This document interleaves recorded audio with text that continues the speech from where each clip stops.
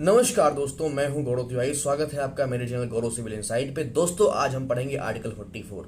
तो दोस्तों, क्या आपने कभी सोचा है कि भारत जैसे विविधता से भरे देश में विवाह, तलाक और उत्तराधिकार जैसे नागरिक मामलों के लिए एक समान कानून होना चाहिए? इसी संवैधानिक लक्ष्य को आर्टिकल 44 यूनिफॉर्म सिविल कोड के रूप में सामने रखता है।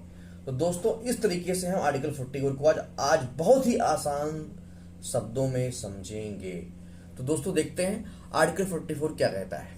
तो आर्टिकल 44 कहता है कि राज्य पूरे भारत में नागरिकों के लिए समान नागरिक संहिता सुनिश्चित करने का प्रयास करेगा। यानी कि the state shall endeavor to secure for citizens a uniform civil code throughout the territory of India। यानी कि यूसीसी को जो है पूरे देश में लागू करने का प्रयास करेगा। कौन? राज्य। यानी कि यूसीसी का मतलब क्या होता है? यूसीसी का मतलब ये होता है दोस्तों कि विवाह, तलाक, उत्तराधिकार, गोद लेना जैसे व्यक्तिगत पारिवारिक मामलों में सभी नागरिकों के लिए समान नागरिक कानून। यानी कि आर्टिकल 44 कहता है कि राज्य का प्रयास होना चाहिए कि पूरे देश में, पूरे भारत में नागरिकों के लिए विवाह, तलाक, उत्तराधिकार, गोद लेना आदि सिविल मैटर्स में एक समान कानून हो। यानी कि इसका मुख्य उद्देश्य है दोस्तों समानता। समानता का मतलब क्या है? समान परिस्थितियों में नागरिकों के लिए समान सिविल रूल्स और जेंडर जस्टिस, यानी कि महिलाओं के अधिकारों और समानता को मजबूत करने की संभावना। नेशनल इंटीग्रेशन, यानी कि जो है अलग अलग पर्सनल लॉज के स्थान पर कॉमन सिविल फ्रेमवर्क। और जो है लीगल सिंप्लीफिकेशन, इसका मतलब होता है विभिन्न पर्सनल लॉज की जटिलता को कम करना। तो दोस्तों, यहां पे जो सबसे इंपॉर्टेंट चीज है कि यूसीसी किन किन चीजों से संबंधित है।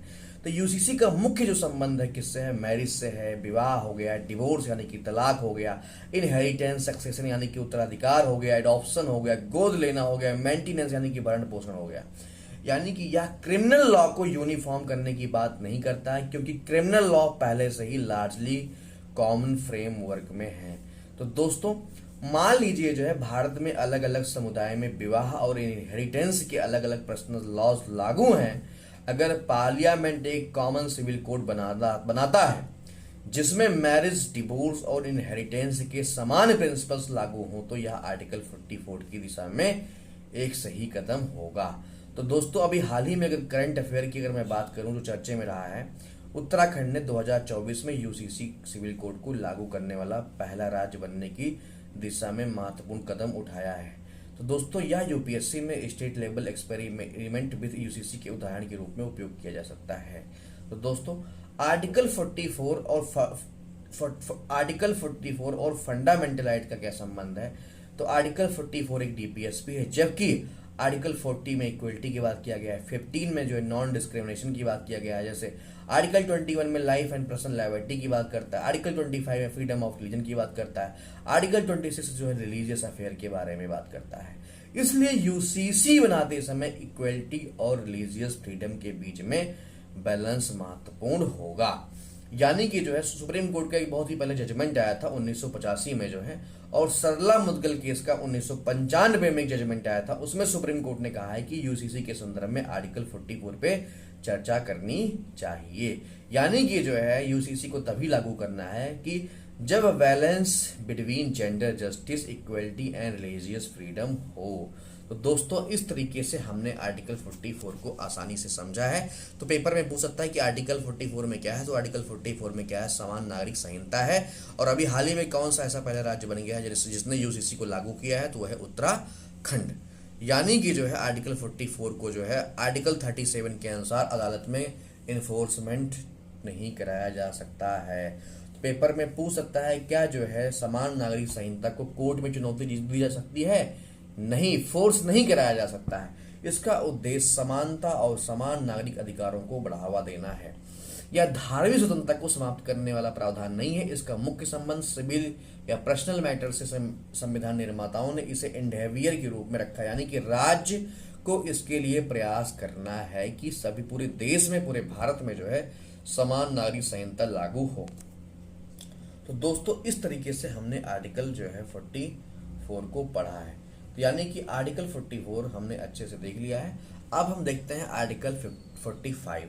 तो आर्टिकल 45 क्या कहता है? तो आर्टिकल 45 कहता है कि early childhood care and education, यानी कि दोस्तों आर्टिकल 45 में early childhood care and education की बात की गई है। आर्टिकल 45 संविधान के पार्ट 4 डीपीएसपी का हिस्सा है। तो आर्टिकल 45 क्या कहता है? आर्टिकल 45 कहता है कि राज्य प्रयास करेगा सभी बच्चों के लिए 6 वर्ष की आयु पूरी होने तक, यानी कि 6 वर्ष की आयु पूरी होने तक प्रारंभिक बाल अवस्था, देखभाल और शिक्षा की व्यवस्था की जाए। यानी कि 6 वर्ष की जब तक बच्चा आयु पूरी कर रहा है तब तक जो है उसको जो है उसके जो बाल व्यवस्था है उसकी देखभाल और शिक्षा की व्यवस्था की जाए। यानी कि जो है state shall endeavour to provide early childhood care and education for all childrens until they complete the age of 6 year. यानी कि अगर मैं बहुत ही आसान भाषा में आपको समझाने की कोशिश करूं दोस्तों, तो राज्य का प्रयास होना चाहिए कि 6 वर्ष तक के बच्चों को early childhood care and education उपलब्ध कराया जाए। यानी केवल एजुकेशन नहीं बल्कि care plus nutrition plus health plus early learning के बारे में भी चर्चा हो। तो दोस्तों तो इस प्रकार से हमने देखा कि आर्टिकल 45 में क्या कहता है। तो आर्टिकल 40 में सरकार का लक्ष्य है कि 6 साल से कम उम्र के बच्चों को अच्छी देखभाल और प्रारंभिक शिक्षा मिले। तो दोस्तों तो अच्छा, आर्टिकल 45 में बदलाव क्यों आया? तो दोस्तों आर्टिकल 45 का उद्देश्य था जो है ओरिजिनली, यानी कि पहले क्या था कि आर्टिकल 45 का उद्देश्य था कि 14 वर्ष के बच्चों को 14 वर्ष तक बच्चों को जो है फ्री एंड कंपलसरी एजुकेशन देना। तो ध्यान दीजिएगा पहले क्या था, पहले आर्टिकल 45 में क्या था कि 14 वर्ष तक के बच्चों को फ्री और कंपलसरी एजुकेशन देना। लेकिन एक संविधान संशोधन होता है जिसका नाम है 86वां संविधान संशोधन अधिनियम 2002। तो ध्यान दीजिएगा, पूछ सकता है पेपर में, बहुत ही इंपॉर्टेंट, 86वां संविधान संशोधन अधिनियम 2002 में जो है आया है। इसमें कहा गया है कि इसमें जो है 3 सबसे बड़े जो महत्वपूर्ण बदलाव किए गए थे। इसमें क्या किया गया था, आर्टिकल 21A जोड़ा गया था। आर्टिकल 21 में कहा गया था 6 से 14 वर्ष के बच्चों को फ्री एंड कंपलसरी एजुकेशन होना चाहिए।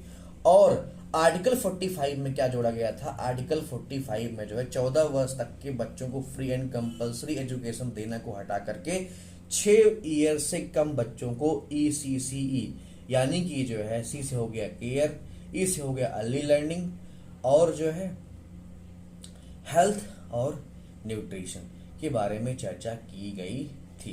तो ध्यान दीजिएगा, है ना, एजुकेशन हो गया, कंपलसरी एजुकेशन, है ना, तो इसके बारे में बात की गई थी, ECC के बारे में बात की गई थी। तो ध्यान दीजिएगा यहाँ पे।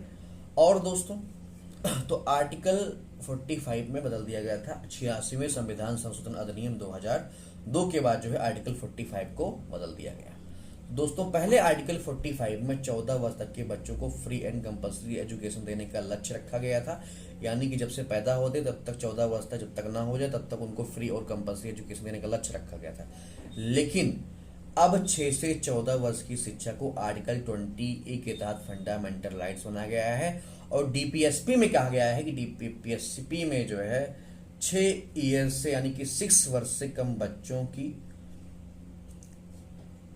6 वर्ष से कम बच्चों को ECCE यानी कि जो है उनको early childhood care and education मिले, यानी कि इसको हिंदी में कहते हैं प्रारंभिक बाल अवस्था देखभाल एवं शिक्षा। यानी कि हो गया अर्ली लर्निंग का मतलब क्या होता है दोस्तों, अर्ली लर्निंग का मतलब होता है शुरुआती सीखने की क्षमता विकसित करना। न्यूट्रिशन का मतलब होता है पोषण। हेल्थ केयर का मतलब क्या होता है, स्वास्थ्य एवं देखभाल। प्ले बेस्ड लर्निंग यानी कि जो है खेल के लिए के माध्यम से सीखना।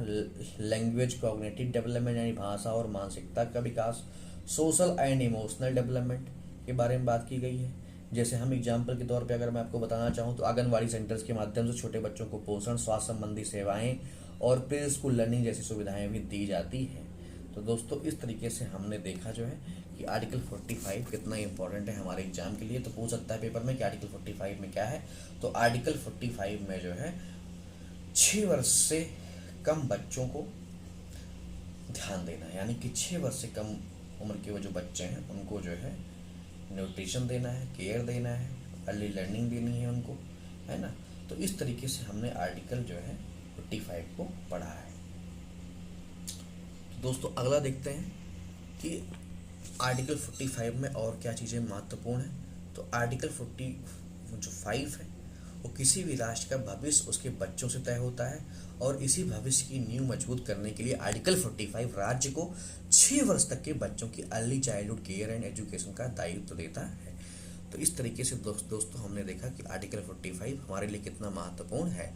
तो दोस्तों में मिलते हैं नेक्स्ट लेक्चर में, बने रहिए, मुस्कुराते रहिए। जय हिंद, जय भारत।